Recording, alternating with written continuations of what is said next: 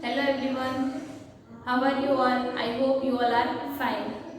Now, this is the first lecture of 11th English medium. There are main three subjects: chemistry, physics and biology or maths. We are going to study about biology subject. First of all, we see what is biology and definition of biology. Biology. Bio means living thing or living organism, right? As a living organism, there are many organisms: microbes, viruses, fungi, algae, protozoans, animals, birds, insects, etc. Right? Then biology means what? Study. So, complete definition of biology means what? Study of living organism. That is called biology, right? I hope कि आपको समझ में आया होगा what is biology. Study of living organism. As a living organism, there are many living organisms around us. Then we see the main branches of biology. There are two main branches. First is botany and second is zoology. What is botany? Botany means the study of plant. Study of plant. Different types of plant.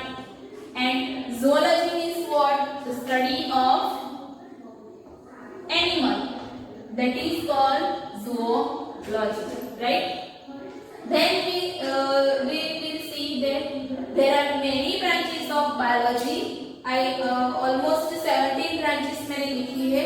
इसके अलावा भी branches और भी है और आप 12 के बाद इस ब्रांचेस में से कोई भी ब्रांचेस में आगे आप स्टडी कर सकते हो. First is biochemistry. What is biochemistry? You know all our body made up of chemicals like carbohydrates, lipids, vitamins, enzymes, hormones, right? तो वो जो केमिकल का जो स्टडी है वो लिविंग ऑर्गेनिज्म में हम करते हैं. That is called biochemistry. Then biophysics, the use of physics in living organism, that is called biophysics. Then biotechnology, the use of technology in living organism, that is called biotechnology. Same है cell biology. Cell means आपको पता है animal cell and plant cell, आप 9th 10th में पढ़े होंगे. उसके अंदर जो ऑर्गेनल्स वो सब आते हैं वो डिटेल में आपको पढ़ना है और इसका चैप्टर आपको चैप्टर नंबर 8 11 में ऑलरेडी पढ़ना है, जो बहुत डिटेल में दिया है. Then ecology. Ecology means what? जो study of living organism and interaction with environment, that is called ecology. There are 4 chapters you will study in 12. Then evolution. Evolution means what? कि आपको पता है कि हमारे कॉमन एंसेस्टर कौन है? तो मंकी. उसमें से धीरे धीरे इवोल्यूशन होके हम बने, तो दैट इज कॉल्ड इवोल्यूशन. और इवोल्यूशन का टाइम बहुत लॉन्ग होता है और ये जो चैप्टर है चैप्टर नंबर 7 वो भी आपको 12th में पढ़ना है, right? Pathology, the study of disease specially animal. आप जो डिजीज का स्टडी करते हो आपको पता है पैथोलॉजी. ब्लड यूरिन हम टेस्ट करवाते हैं, कोई डिजीज आपको पता नहीं चलता डॉक्टर के, तो आप डॉक्टर प्रिस्क्रिप्शन देता है और आप टेस्ट करवाते हैं. That is called in pathology.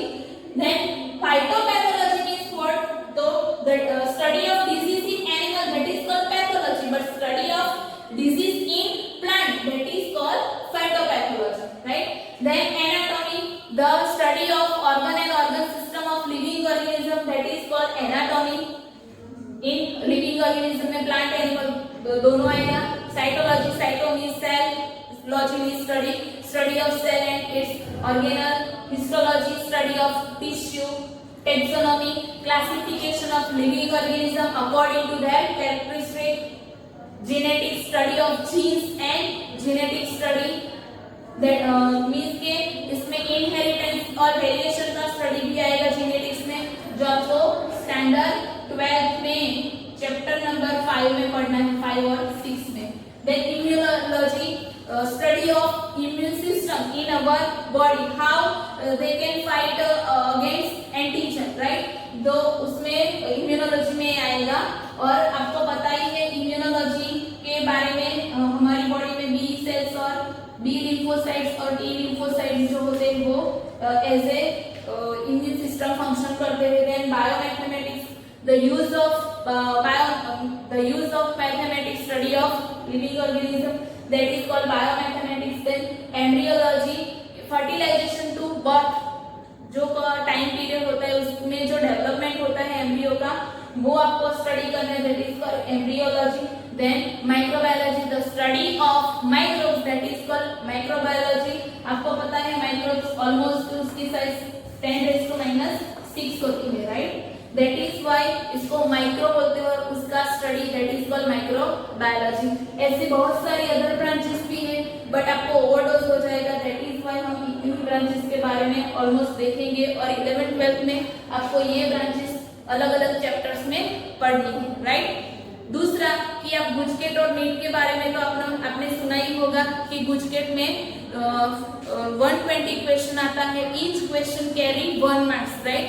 That is why GUJCET में 120 मार्क्स होता 120 मार्क्स की होती है और नीट में 720 मीन्स के 180 क्वेश्चन आते हैं और ईच क्वेश्चन कैरी 4 मार्क्स। दूसरा कि 180 मार्क्स नीट में आता है, उसमें 2 पार्टीशन पड़ता है, 90 क्वेश्चन एंड 90 क्वेश्चन। 90 क्वेश्चन में सिर्फ बायोलॉजी आता है एंड दूसरा जो 90 क्वेश्चन है उसमें 2 पार्ट्स पढ़ते हैं, फिजिक्स एंड केमिस्ट्री। फिजिक्स में से 45 क्वेश्चन एंड केमिस्ट्री में से 45 क्वेश्चन। बट बायोलॉजी में 90 क्वेश्चन में 45 question come from botany, means के बॉटनी में से पूछे जाएंगे और 45 जो क्वेश्चन है वो जूलॉजी में से पूछे जाएंगे। तो ऐसा स्ट्रक्चर नीट का होता है, राइट? और उसमें नेगेटिव मार्किंग सिस्टम होती है कि अगर आपका कोई क्वेश्चन गलत निकला तो नीट में जो 4 मार्क्स का क्वेश्चन होता है उसमें से -1 हो जाएगा और गुजकेट में जो 8 मार्क्स का क्वेश्चन होता है उसमें से 0.25 मींस के 1/4 पार्ट, एक क्वेश्चन का 1/4 पार्ट वाला मार्क्स कट हो जाएगा, राइट? तो ऐसे मार्किंग सिस्टम होती है और इतने क्वेश्चन अलग अलग पार्टीशन में पूछे जाते हैं। तो आपको ये अभी से ही लर्न करना है कि आपको नीट देनी है तो 11th में से कैसे प्रिपरेशन करनी है, क्योंकि नीट में 11th और 12th, 11th में 22 चैप्टर है और 12th में 16 चैप्टर है, सभी का आपको आएगा नीट में। और अगर गुजकेट देनी है तो उसमें सिर्फ 12th के 16 क्वेश्चन ही आएगा। तो जिसको भी नीट एग्जाम प्रिपेयर करनी है और नीट आपको देनी है तो अभी से ही फर्स्ट डे से ही आपको प्रिपरेशन स्टार्ट करनी है, तो नीट में आपको कोई प्रॉब्लम नहीं हो सकती है may be, right? So I hope कि आप सबको समझ में आया होगा। हमारे 11th में टोटल बायोलॉजी में 22 चैप्टर है, राइट? तो हम नेक्स्ट वीडियो से फर्स्ट चैप्टर पढ़ेंगे। आई होप कि सबको समझ में आया होगा। Thank you.